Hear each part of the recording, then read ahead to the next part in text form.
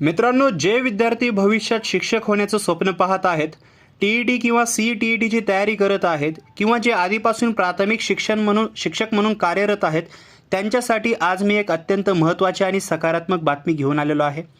आजच्या व्हिडिओमध्ये आपण ही जी बातमी तुम्ही समोर पाहत आहात, ह्या बातमीच्या संदर्भानुसार राज्य शासनाने शिक्षकांच्या पदोन्नतीबाबत जो मोठा नवीन निर्णय घेतलेला आहे, तो अतिशय सोप्या भाषेत आपण समजून घेणार आहोत.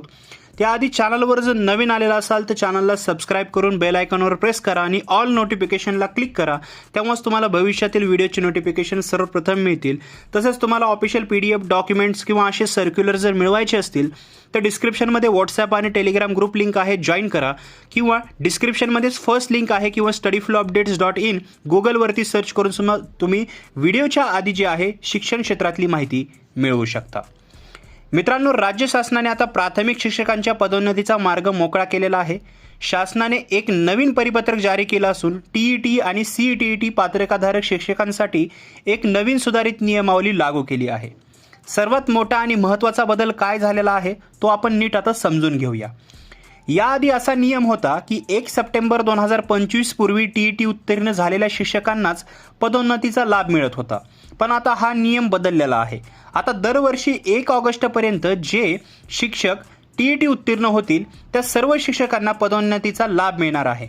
यामुळे हजारो पात्र शिक्षकांना आता मोठी संधी जी आहे ती उपलब्ध झालेली आहे. आता वेळापत्रक समजावून आपण घेऊया. म्हणजे याच्यामध्ये बघा विद्यार्थी मित्रांनो, शासनाने फक्त नियमच बदललेला नाहीये, तर ही एक संपूर्ण प्रक्रिया पारदर्शक आणि वेळेवर पूर्ण व्हावी यासाठी एक निश्चित वेळापत्रक सुद्धा दिलेलं आहे. हे वेळापत्रक कसं असेल ते आपण आता पाहूया. 1 जानेवारी जर पाहिलं तर दरवर्षी या तारखेला शिक्षकांची तात्पुरती सेवा ज्येष्ठता यादी म्हणजे सिनियरिटी लिस्ट जी आहे ती प्रसिद्ध केली जाईल. म्हणजे दरवर्षीच्या 1 जानेवारीला 31 जानेवारीला या यादीवर काही हरकती असतील तर त्या स्वीकारून अंतिम यादी जी आहे ती तयार केली जाईल.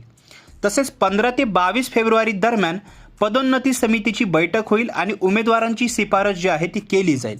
तसेच 31 मार्च रोजी या तारखेपर्यंत थेट पदोन्नतीचे आदेश जे आहे ते जाहीर केले जातील आणि 2 मे या तारखेला शिक्षकांना त्यांच्या नवीन पदावर रुजू होण्यासाठी जुन्या ठिकाणाहून कार्यमुक्त म्हणजे रिलीव्ह केलं जाईल.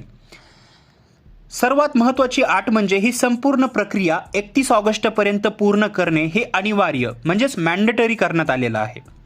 तर मित्रांनो, या नव्या निर्णयामुळे आता जिल्हा परिषद शाळांमधील शिक्षकांच्या पदोन्नतीला गती मिळेल. 14 मे रोजी काढण्यात आलेले जुने पत्र रद्द करून ही नवीन नियमावली आलेली आहे, ज्याची काटेकोर अंमलबजावणी करण्याची जबाबदारी मुख्य कार्यकारी अधिकारी म्हणजे जे CEO आहेत त्यांच्यावर सोपवण्यात आलेले आहे. याचाच अर्थ आता असा की संपूर्ण राज्यात एकसारखे धोरण म्हणजे युनिफॉर्म पॉलिसी जी आहे ती राबवली जाईल आणि कोणावरही अन्याय होणार नाही. जे विद्यार्थी आता सध्या विद्यार्थ्यांच्या दृष्टिकोनातून पाहिलं तर जे सध्या टी-ई-टी किंवा सी-टी-ई-टीची जोमाने तयारी करत आहेत त्यांच्यासाठी ही एक उत्तम मोटिवेशन आहे. कारण तुम्ही एकदा ही परीक्षा पास झालात की भविष्यात तुमच्या पदोन्नतीचा मार्ग या नवीन नियमांमुळे अतिशय सोपा आणि सुरक्षित होणार आहे. तुम्हाला या नवीन नियमावलीबद्दल काही शंका असतील किंवा अजून काही माहिती हवी असेल तर खाली कॉमेंट बॉक्समध्ये मला विचारू शकता. मी तुमच्या प्रश्नांची उत्तरे नक्कीच देईन. आजचा हा व्हिडिओ तुम्हाला माहितीपूर्ण वाटला असेल तर व्हिडिओला लगेचच लाईक करा. तुमच्या इतर शिक्षक मित्रांसोबत किंवा D.Ed. करणाऱ्या विद्यार्थ्यांसोबत हा व्हिडिओ नक्की शेअर करा. आणि हो, अशाच महत्त्वाच्या शैक्षणिक अपडेट्स आणि मार्गदर्शनासाठी आपल्या स्टडी फ्लो अपडेट्स या चॅनलला सबस्क्राईब करायला विसरू नका. त्या बेल आयकॉनला तर नक्की प्रेस करा आणि डिस्क्रिप्शनमधल्या इम्पॉर्टंट लिंक्स चेक करायला विसरू नका. मी मिळतो तुम्हाला पुढच्या व्हिडिओमध्ये. तोपर्यंत हा व्हिडिओ पाहिल्याबद्दल धन्यवाद.